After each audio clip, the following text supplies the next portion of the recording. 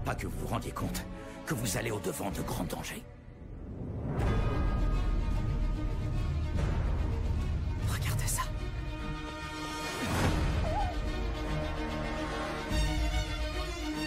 La licorne. Quel secret renfermes-tu? Je vais vous parler du film le plus attendu de 2011 qui est sorti en DVD, Blu-ray 3D. C'est Les Aventures de Tintin et le secret de la licorne. Alors, l'histoire, c'est bien sûr le fameux reporter Tintin qui va acheter une maquette d'un bateau dans une brocante, mais le problème, c'est que tout le monde va s'intéresser à cette maquette. Tintin va mener l'enquête, parce qu'il trouve ça quand même très bizarre que tout le monde s'intéresse à cette maquette en particulier, et il va découvrir que dans cette maquette, il y a un indice qui va le mener au trésor du fameux bateau de la licorne. Mais le problème, c'est qu'en même temps, il y a un gars qui s'appelle Sakharine qui va empêcher Tintin de trouver le trésor parce que Sakharine veut le trouver avant lui. Alors, ce film-là est tout simplement excellent. C'est le chef-d'œuvre de Spielberg. Alors Spielberg que l'on avait l'habitude de voir dans des films de science-fiction ou de guerre comme Il faut sauver le soldat Ryan ou La liste de Schindler. Après des films extraterrestres comme E.T., Rencontre avec le troisième type, etc. Ben là c'est un film d'animation. Une première pour Spielberg. Une première réussi, vraiment très bien. Une technique de la motion capture exceptionnelle. Enfin, le film est réalisé de A à Z par cette technique. C'est vraiment très très réaliste. J'ai jamais vu un film d'animation aussi bien fait. Et puis il y a aussi des plans séquences. Les plans séquences, c'est une prise de vue extrêmement longue qui dure 3, 4, 5 minutes, qui peut aller même plus loin. Par exemple, si vous avez vu le film, la course-poursuite dans Bagarre, avec l'immeuble qui descend, Tintin dans sa moto, tout ça en une seule prise, c'est vraiment plein d'action, on est vraiment dedans. Enfin, ce film a toutes les qualités. C'est... si vous ne l'avez pas vu au ciné, achetez-le en DVD, Blu-ray 3D, VOD, je sais pas s'il y a VOD ou quoi que ce soit.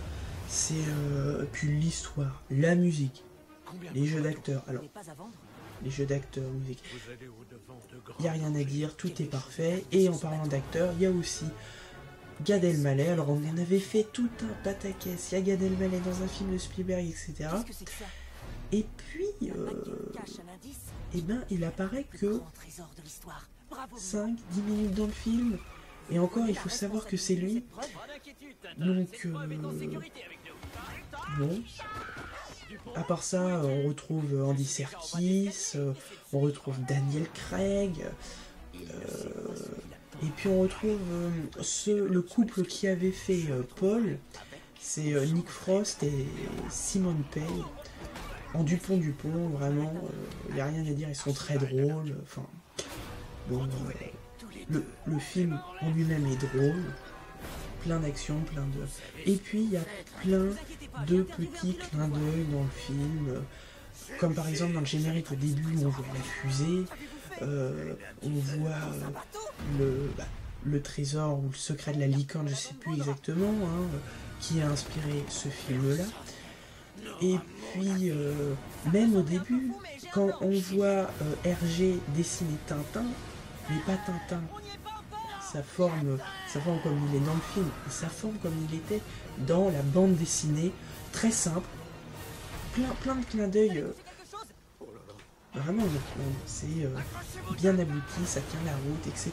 Et puis, ce que j'ai remarqué, c'est que sur chaque plan du film, sur chacune des prises, si on les découpait, si on s'arrêtait à chaque plan, bah ça ferait comme une vignette de BD. C'est vraiment très bien étudié, très bien filmé. J'ai rien à dire. Alors, maintenant, sur le Blu-ray 3D. Alors oui, j'achète des Blu-ray 3D parce que c'est l'édition la plus complète. Il y a le DVD des fois, il y a le Blu-ray, il y a le Blu-ray 3D, il y a tous les bonus, tout.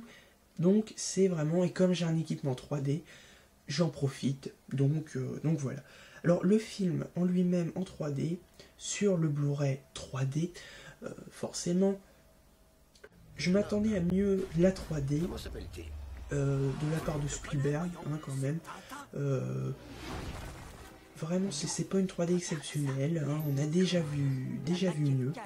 Et puis sinon, en bonus, il n'y a que des petites bandes annonces de Mini Black 3, Pirates dans rien mauvais en tout, Mission Noël, Spider-Man 4, The Amazing Spider-Man, c'est pas le 4, excusez-moi. Et les bandes annonces, elles ne sont même pas en 3D. J'ai pas compris. Hein. Alors ensuite sur le Blu-ray 2D, on retrouve bien sûr le film en 2D. Et là, surprise, il y a des making-of, des reportages, tout ça sur 90 minutes. Alors là c'est quand même pas mal. Hein. Même s'il y a des reportages qui servent absolument à rien. Mais et on retrouve aussi sur le Blu-ray 2D les bandes annonces qu'il y avait sur le Blu-ray 3D, les mêmes. Alors bon, une fois ça va, deux fois non. Hein. Donc voilà. Alors après, à choisir entre le Blu-ray 2D et 3D, j'aurais tendance à choisir quand même le Blu-ray 2D parce que le film en 2D est aussi bien. On profite encore mieux du film et en plus il y a les bonus. Alors je vous conseille d'acheter juste l'édition 2D. La 3D après c'est si vous voulez voir 2-3 petits effets qui ressortent comme une canne ou qu'est-ce qu'il y a d'autre, je sais même plus. Donc voilà. Et puis surtout, n'oubliez pas, achetez des Blu-ray, des DVD, etc. Mais surtout, courez au cinéma. Si Saccharine trouve le bateau avant nous, alors c'est fichu. Nous sommes sauvés. Oh, c'est un signe du Tout-Puissant. Capitaine, vous vous débrouillez très bien. À l'abordage.